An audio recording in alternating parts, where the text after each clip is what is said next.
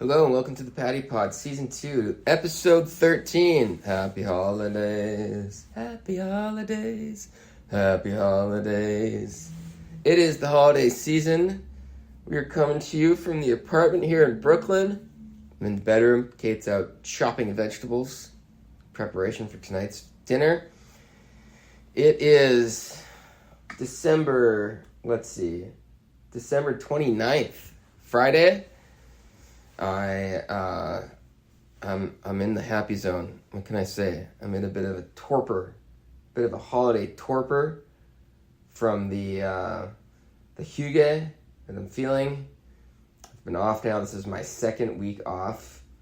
I was in Minnesota last week. I flew in on Saturday night. I believe that was the 16th of December.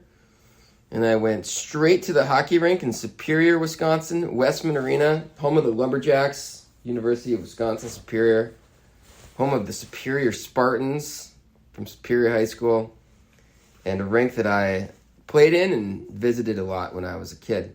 So it was a blast in the past. I haven't been there in many years. Maybe 20? Could be. Yeah, could be. Probably more like 30. 44 minus 30 gets me to 14. So I think that's probably more accurate. Maybe I was there in high school, but it's been a while. I had a good trip. I watched a lot of youth hockey. I got a little taste for life as a sports parent, or maybe a travel sports parent. It's more accurate. A lot of games. Boy, oh boy. It's not news to anyone in that world, but if you're not in that world, it is something. I was introduced to parents on my nephew Liam's team. I was introduced to these parents by my parents, and the woman was from Wisconsin, and I said, "Oh, did you grow up with a hockey family?" And she said, "Oh, no." And I said, "Oh, it's a real lifestyle, huh?" And she's like, "Oh, yes, it is." And she had this look of almost terror on her face at what she gotten herself into. I arrived on a Saturday night and watched the game, and I believe my nephew had a game the next day and the next day after that, and there might have been something in the morning, and then there were practices, and there was a game video review session. There was a charitable outing the team did all while I was there, where they were, I think, doing Toys for Tots work. And it was just, that's just one kid. His younger brother had a number of practices and games as well. My dad's been kind of helping out with the driving, but he was out of town for a couple days for business, so I took over that role. And I got a little taste of it all. And boy, it taxed my logistical brain. You know, I'm a teacher, and I'm always spinning a number of plates and thinking about the schedule and handling different things. And prior to that, I was a project manager, and that was kind of not my whole job, but a big part of my job was sort of keeping the trains running and everything, moving and organized. And so even with all that experience, I had to really read through the text about 7 times to figure out how I was going to execute picking up one kid, bringing him to a rink, figuring out what time I needed to go back to the house to get the other kids, that he'd have time to get to the rink, to get his stuff on. You know, I got to build in all these intervals before the actual start of the event, and then, factor in time in the locker room afterward, because I had to bring one kid home, and then I had to bring the other kid to the film session, then figure out how I was going to get him. Anyways, it's a lot. Kudos, hats off to you sports parents. Really hope you're carving out some time for yourself in the mix. I know some sports parents enjoy it. Some are, you know, a little cooler on it. And I hope none of them really dislike it, because it is a lifestyle. It's not a hobby, it's a lifestyle. Somebody should make that t-shirt for traveling sports teams, parents. So that was a little bit of my experience. I also got to play hockey. I played, I believe, 9 games in 7 days. 2 days were off, so that's not included in the mix. The 24th and 25th, there was no hockey. I'm not an animal. I do respect other parts of life, including major holidays and family time. But it was great. I did a couple 2-a-days where I would wake up early and get to the rink at 7:30 to play in the 8 o'clock game, and then head home and relax, maybe chat with my folks for a little bit, have a cup of coffee, and then I'd go over to my favorite diner, Uncle Louie's Diner in Duluth, Minnesota. You guys are the kings. Shout out Uncle Louie's Diner in Duluth, Minnesota. The best omelets and hash browns, great pancakes, good coffee, awesome prices, excellent service. I mean, not quite sure what you could ask for. Old school ambiance. It's the best. I probably went 4 times when I was home. It's about as good as it gets for me, at least from an activities point of view. In my exterior life. My interior life was pretty good. And there's moments where I wasn't quite chilling or as satisfied as I wanted to be. It's funny how the mind and the emotions work. I was doing some of the things that make me happiest. I mean, overall, I was in a pretty good mood, but within the week, I found my mood kind of going up and down, and it's just funny. It reminded me of kind of the importance of the interior life as well as the exterior life. But it was good. There were also moments where I thought I was quite happy. Sort of hoping.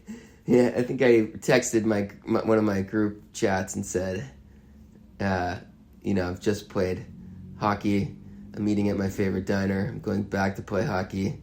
And the next move may be calling Kate and telling her, honey, I'm retiring. We're selling the apartment and moving to Duluth. Not sure how that would go for my Francophilic, West LA raised wife. Actually, I'm quite sure. It wouldn't be so hot. But anyways, I was in hog heaven there for a while, so I appreciated that. Thanks to my folks. Shout out Mom and Dad for the hospitality. I stayed in their place in the condo. I did make a quick trip up to the cabin on a lake just about 30 miles outside of Duluth. Wasn't up there too long. There was no snow this year. That's a bummer. For all you Minnesotans, I know it's a bummer. There was no outdoor ice this year. And there's there was rain, which is really a kick in the pants. Because that'll wear away or wash out whatever snow you may have. Whatever may have been created by various ski organizations. So I know people are a little bummed. My nieces were playing video games on Boxing Day, the 26th, for you Canadians in the audience. And I was a little worried they were never going to be able to tear themselves away since there was no outdoor ice to go play hockey or skate on, and there was not a lot of snow. I think the ski areas were closed because the rain had come. But in any case, I was able to play indoor hockey. Thank God for the indoor hockey rink. Thank God for the refrigerating systems that power those indoor hockey rinks, and for the Zambonis. Kind of crazy that they were able to develop all that technology so long ago. So I also rented out a rink, which I did last year. I try to host a hockey tournament every year outside. Like I mentioned, we didn't have outside ice. I did rent a rink for 2 hours, and we had a bunch of kids play, just like we did last year. I counted 30 kids this year, ages ranging from probably mostly 9 to 14. So that was fun. We split the ice in half and had the older kids on one side, the younger kids on the other, and they just scrimmaged each other. No coaches, no refs. I was making sure nobody killed themselves and that, they got equal chances. So I would sort of I would sort of yell when it was time to switch so the people that were waiting would get on. But other than that, it's just fun time, so I hope they had fun. I think it's nice to get a little break. It's rink ratting, is what we call it in Minnesota. Normally it's done outside on the outdoor rinks. Last year it was too cold on this particular Friday before Christmas, which is the first day off for the public school kids up there. And this year it was too warm. So it was fun. It was good to see. They looked like they had fun. Then in the second hour, we did a little scrimmage of adults versus the older kids. And that was fun. Pretty good game. We did all right there, us older guys. As the kids get older, though, it's going to become increasingly difficult. I was unsure about this year, even if we'd be able to hold our own, but we did, and it was fun. A lot more happened. I'm going to probably be telling stories about the holiday. I did play in an alumni game. For my high school. I didn't actually play in my high school's program. Ninth grade was my last year, but that was still youth hockey, and that was the year I was injured. But I became the student manager in 10th grade. So I was telling some of the guys, everything is going according to plan. I looked around at the competition when I was sophomore, decided I didn't like what I saw, decided to become student manager, and 30 short years later, there I was playing in the alumni game. Plan worked out to perfection. So I got to play in that game. That was fun. I was glad that I had a chance to play a lot of hockey so that I could kind of keep up with the guys. Some great players that have played in that program. Some guys not in the shape they quite were, which helped it as well. But it was fun. And we'll see about next year. My friend sort of pushed me into playing, and I was sort of surprised because he's not someone that pushes anybody into anything. But then immediately after the game, he asked me if I wanted to organize the thing next year. So I don't know, Dylan. We'll see. That was a sly move, my friend. Very sly. I did not see it coming. We'll see. I'm leaning towards no at the moment, but good attempt. There's a tip of the cap for the maneuvering. So we had I mentioned I played hockey. I played earlier in the week. I played in a game that's called the Firefighters game. There's definitely some older guys in that. I was amazed. There was one guy in there. I got back in the locker room and he took his helmet off, and this guy has to be in his late 70s or early 80s, and there was one guy out there who is quite slow, and people kind of don't try against him.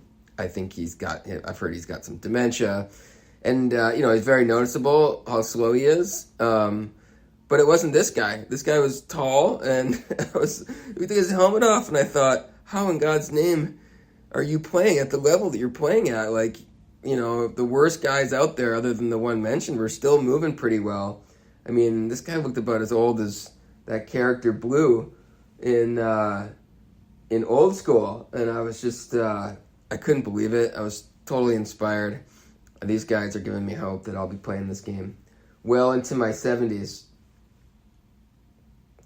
There was a college kid playing. It was kind of funny. He said something like, "Guys, you tell me if I'm going too hard. This is for you. I know this is a B game. It's for you. It's not for me." Which I thought was, I don't know, it just struck me as funny. I mean, he was totally right, and people do tell the young players to slow down, but it sort of sounded like a humble brag. Actually, that would have been an actual humble brag if it was. I know he wasn't trying to do that, but he was, saying kind of apologizing for being too good. I'm going to start doing that in my regular games. Just start skating around people and being like, guys, if it's too much, you know, this is for you guys to get exercise and have fun. If I'm dominating too much, please let me know. It's going to be a good one. I'm going to work that in. The guys that played at much higher levels than me and who are younger than me will really love that comment.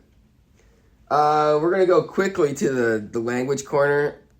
This popped into my head, this a phrase that I've heard that Silicon Valley people use, and I used to work in technology. I don't think I heard this, but I wasn't deep into the venture capitalism world of Silicon Valley, but I've heard people say they're preserving optionality. They want to preserve their optionality, which means the same thing as keeping their options open. I thought of this. I might start a new sort of segment where instead of talking about idioms that I like, I'm going to be talking about phrases that I don't like that need to go away. Like I think I said price point in an earlier podcast. It doesn't mean anything other than price. But people use it to sound more professional.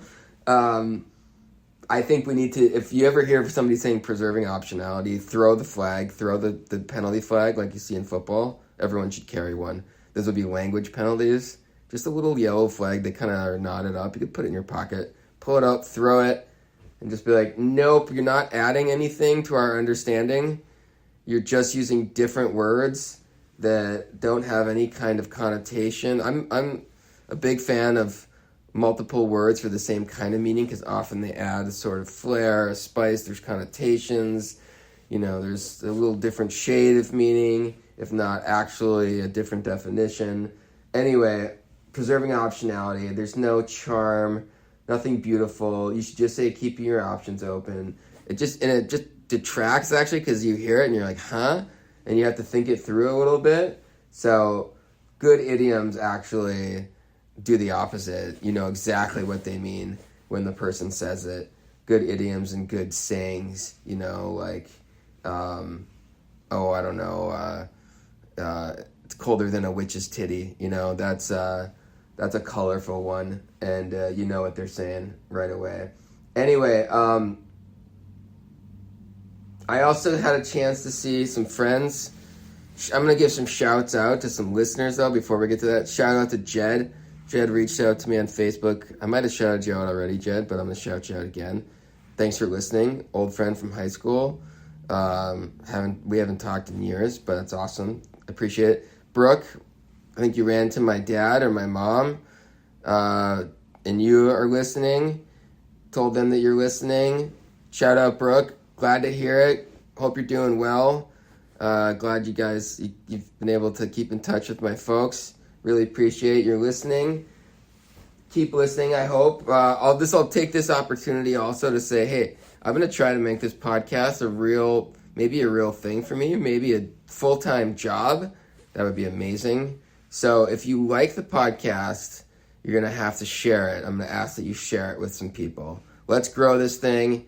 This will be good for you. You guys can be hipsters in this situation, and you guys can say that you liked it before it was cool. I think that'll be amazing for you. Who doesn't want that kind of cred? We all live for that, right? To walk around like, yeah, I was listening before anyone knew who this was. He was basically just on his phone in his bedroom, and that's the Patty Pod that I'm familiar with. Okay, you guys might know him from the billboards and the celebrity friends and vacationing at Cannes and, you know, skiing in Vail and driving a Maserati and, you know, I'll be hanging out with Arnold Schwarzenegger and, you know, probably other cool contemporary celebrities like, I don't know, let's say Carrot Top and Let's Go Gallagher, since we're doing comedians, other really cool dudes like that, Sylvester Stallone. You know, you can say I knew him before he hung out with all those people. So it's your chance. It's your chance to get in on something really cool. You know, spread this thing, make it big so that you can be the hipster that liked it before it was cool. So anyway, do that. That's Dave, if you're listening, tell Jennifer I did it. Okay, I did it. I told people to share. She can't yell at me. She was telling me I had dinner with my friend Dave and his wife Jennifer. Shout out Dave. Shout out Jennifer. This was in Minneapolis just the other day. I was in Duluth for a while, and then I did a day and a half in Minneapolis on my way out. And Jennifer and I were talking about The Artist's Way, that book, and how it was helpful for us. And it was great to see them. We had a great dinner at an awesome French restaurant. They treated me. But part of the deal was that Jennifer said I had to really tell people that this is something I want to do. I want to make it my job, and I want to go for it. And I need to tell people, you guys are the true blue that are listening, and you guys have to be my evangelists. How's that? Evangelists. I like that. That's a new phrase that corporate people are using. They just pulled that from religion, without blushing at all, I don't think, about equating the promise of eternal life with talking about a new kinds of soap. Anyway, that's it for a little bit of a shout out. Thanks for everybody listening. I think I was originally talking about my buddy. I did hang out with my buddy Ryan. Shout out Ryan. Ryan has listened once or twice. I'm not sure if he still listens. He's a wild man. I love him. He's maybe he's up there. I think my cousin JP, shout out JP if you're listening. Shout out to Aunt Mary. She does listen. Tell JP I say shout out. JP and Ryan, I think, are maybe the two funniest people I know. There's a couple other people that are real close to that. But, so I was with my buddy Ryan, and he's a wild man. And we were up at this bar in Two Harbors, Minnesota, which is 20 miles north of Duluth. Small town. I used to go up there and play hockey as a kid. It's on Lake Superior on the North Shore, which is beautiful. And it was after Christmas, and a friend of Ryan's and my friend Griff were, shout out Griff. I don't know if you've listened since we first talked about this last year at Christmas, but they had a friend playing acoustic guitar at this bar, and so I went up there for our annual hangout and Ryan was at another table of strangers. Then he was chatting them up. When I got there, my friend Griff was by himself at the next table over. And I was like, who are they? And Ryan said, or Griff said, Ryan's making friends. So Ryan made friends at that table. Ryan made friends with a couple people sitting at the bar. Ryan made friends with the next table over. Ryan was bouncing off the walls. This dude was playing acoustic guitar. It was just a microphone and a guitar. He was playing some Dylan. He played a White Stripes song, pretty chill. And after he finished, Ryan convinced the bartender to put on a little Too Short. Too Short is a 1990s, 80s, 90s era West Coast rapper who is a gangster rapper. Pretty raunchy and rough, basically stories and tales of life as a gangster. And Ryan convinced this guy to put the Too Short on the stereo system, and Ryan proceeded to go up to the stage, grab the mic, and just start rapping some Too Short with some tough lyrics, not parental advisory label lyrics, if you remember from back in the day. Anyway, the people our age were laughing, I think, at the juxtaposition of Bob Dylan and acoustic guitar with Too Short right next to it, right on top of it, out in this bar in this tiny town where there's not hardly a person on the street, and about 4 blocks of downtown there was a couple crusty guys at the bar. Two Harbors guys looked like machinists maybe, or I don't know, maybe they worked in the mines up north or something, and they were giving some hard stares. So I was a little concerned. They seemed confused, but That's Dish for you. It was fun. So that was one of the nights. I'll give you guys a story about another night in the next pod. Maybe I'll do one tomorrow. Maybe get another double album. I'm sorry it's been so long since the last pod. You did get a double album. You did get the White Album.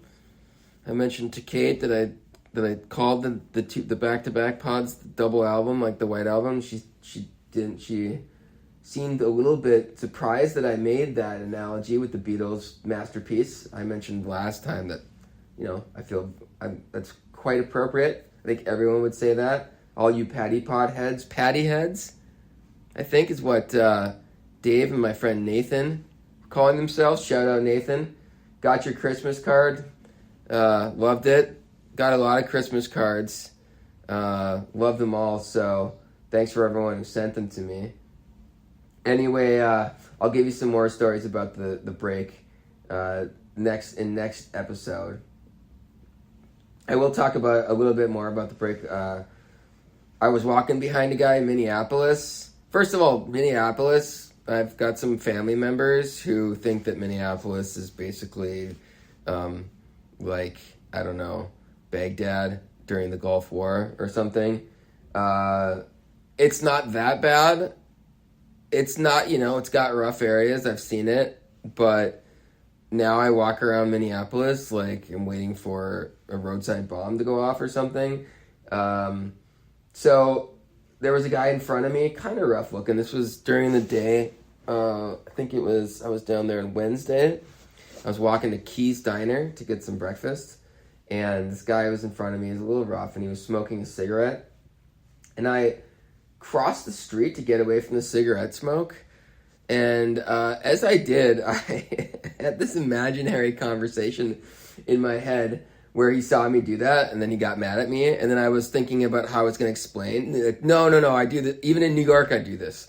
Like, it wasn't just because I'm afraid of Minneapolis that I do this. I don't know. This is life, I guess, as somebody who is a little neurotic. I'm having these imaginary conversations. I think I need to, people like me need to have we need to kind of join forces and, we can have little gang signs or like a secret handshake or something like, the Neuroses Club. What up? So that was a little moment in Minneapolis. I was thinking last week about alternative spirituality corner. I like the idea of the fractal. I don't know if I think I have talked about this before. I'll probably just recycle some of this stuff because they get recycled in my mind. I have to remember these ideas that help keep me in a good spot. A lot of it's remembering. Fish has this line in the song where they said, I was taught a month ago to bide my time and take it slow, but then I learned just yesterday to rush and never waste the day. Then they say something like, things are true that I forget, but no one's taught that to me yet. Things are true that I forget, but no one's taught that to me yet. Do, do, do, do, do, do, do, do. And then it goes into the chorus. So things are true that I forget. And I sort of I'm like, oh yeah, that's totally true. Like, I forget things all the time that I've learned already. And I just need to, half the battle for me in this sort of spirituality, personal growth area is just remembering things that I already knew. So I'm going to keep repeating to help myself, and maybe it'll help other people. Anyway, the fractal thing, this idea of a fractal is that it's like a pattern, and any part of the pattern is the same as the larger pattern. So if you saw sort of a swirl and you zoomed in on the swirl really closely, a part of the swirl would also be a swirl that would be this exact same kind of, type of structure or type of swirl, in proportions and in shape and everything. And if you kept zooming in, it would, the zoomed in piece of that swirl would be a swirl. And if you zoomed out, then the original swirl you're looking at would be a part of a bigger pattern that was a swirl. There's actually visual things that you can see that represent this. If you wanted to just, I'm sure if you YouTubed it, you'd see something, which I loved. And so people have used that analogy to explain about how an individual is a part of the divine. And I think that really aligns with the biblical notion, the sort of the Abrahamic faith notion that you find, even more broadly speaking. I don't know if it's in the Quran, but I wouldn't be surprised. So you would have this in, Christian, Jewish, and Islamic or Muslim texts, which is the image and likeness of God. There's that phrase and that idea that the humans are made in the image and likeness of God. And I think it aligns really well with the fractal. Like you can imagine, okay, I as a human, I'm obviously not the totality of the universe. I'm not God or the totality or the universe, but I'm the same pattern. And that was like a real kind of a sort of a light went on when I heard that. Like, oh yeah, that makes sense, right? Like, or you're like a drop in the ocean, and the drop is the same substance as the ocean, and it's almost indistinguishable from the ocean. The ocean is nothing but drops, but the drops in totality are this overwhelming thing, this incredible power and incredible strength and forcefulness and solemnity and beauty that is the ocean, and you're like a single drop is part of that. And I can see, and I mean, that's just a physical object, when you talk about the spirit, this grand, indefinable, inexhaustible, divine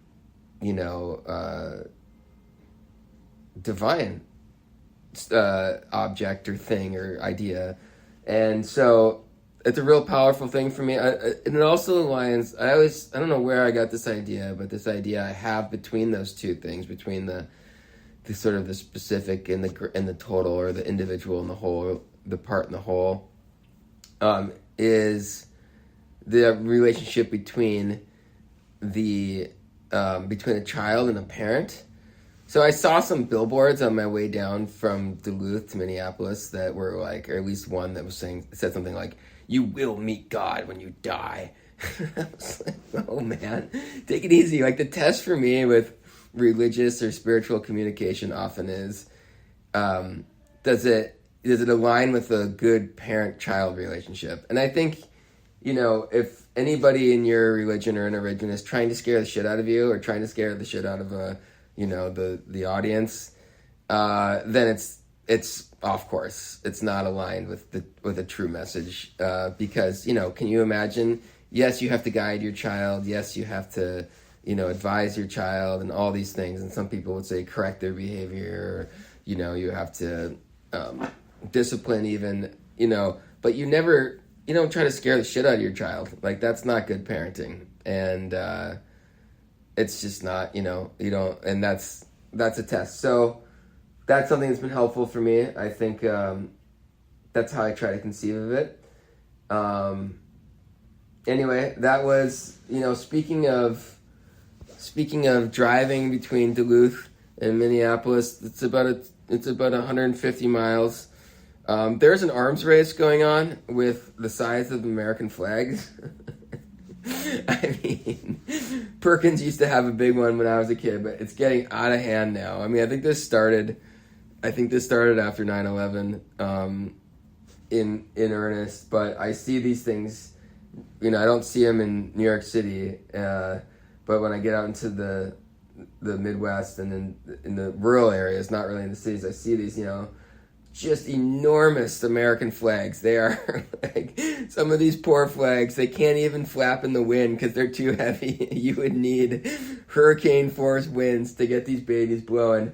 And it's always kind of like these big, sort of big, beyond big box retail stores, or I don't know. I think one was like camping, a camping world, and something, a car dealer, something. Guys, we get it, okay? You love America, okay? I know you think you can quantify just how much you love America, or you can quantify patriotism by the size of your flag, but please, the madness has to stop. These poor behemoths, they can't flap freely like a flag should. So somebody needs to address that. There needs to be a détente and some kind of, dismantlement of this. Maybe we can, I don't know, put these babies in a museum and we'll call it quits for the arms race. What else? Why don't we move to the essay corner?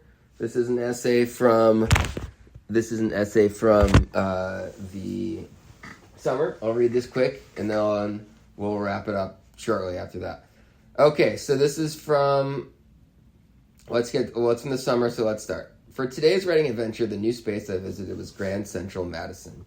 The terminal is essentially an extension of Grand Central Station, the famous hub for subways and commuter trains in New York. This new space just opened mainly to provide a place on the east side of Manhattan for riders to access the Long Island Railroad.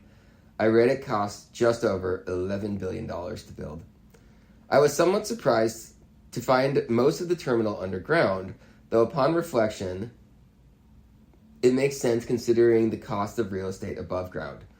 I was sort of disappointed as I realized this fact upon entering a kind of hallway coming from an underground section of the original Grand Central.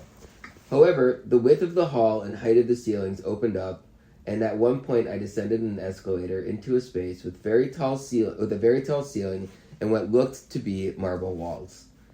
When I finally got into the heart of the space, I could see that they used much of the same color stone, or maybe more specifically marble, and sign lettering found in the interior of the original terminal's interior. I appreciated that choice as it obviously made an aesthetic connection and also extended the elegance. Further in, I came upon a major feature: the enormous escalators that extended down probably 3 stories. They were so long and inside surrounding tunnels pitched at 45-degree downward angles that at times I felt a little dizzy. When going up, the great length kind of gave the feeling like the angle was too steep and I was in danger of falling backwards. The tunnels were covered in green glass tile that was kind of the color of jade. It gave a calming and natural feeling, which helped with a touch of vertigo. The hallways above the platform had a collection of quotes and lyrics about New York from a variety of creative people and intellectuals, all of them extolling some New York virtue. Given the variety, from Jay-Z to Lin-Manuel Miranda to philosopher Simone de Beauvoir, I found them fitting, appropriately boastful, and kind of fun. The real treat for me, though, were the glass mosaics by Kiki Smith and Yayoi Kusama. Huge pieces composed of tiny, colored pieces of glass, they depict the natural world in Smith's case, and a colorful, phantasmagoric world of busy, cartoonish swirling and curving figures in Kusama's case. The pieces cover huge areas of various walls, and if you spend the time, the place can feel more like an art museum than a train station. Kusama's piece was buzzing as the figures were covered with dots and stripes and hair and tentacles. The piece was truly epic, 40 yards in length. I was happy to see her continue to be celebrated. She had many ideas stolen in the 20th century, and she was overlooked for years. She also has endured pretty difficult mental health issues, so to see her continuing coronation is inspiring and heartwarming. Smith had 3 large pieces, and my favorite depicted a deer among tall golden reeds. She added rainbow-colored bursts that somehow appeared blurry and impressionistic. I walked around the station listening to the Smashing Pumpkins' Siamese Dream and Melancholy and Infinite Sadness. I had seen Siamese Dream mentioned on Instagram as it had reached its 30th anniversary. Those albums always bring me back to high school, and the Instagram mention coincided very closely with my 25th high school reunion that I'd seen pictures from and texted with friends about in the morning. So I found myself in the 2 worlds of the station and my youth. I couldn't help feel the sting of not only nostalgia with perhaps the omissions it commits, but of a real pain at missing my friends from those days. When I see old friends, I'm reminded of the bond that forms when you're young and everyone's more open, not aware of all the things that we're taught to hide.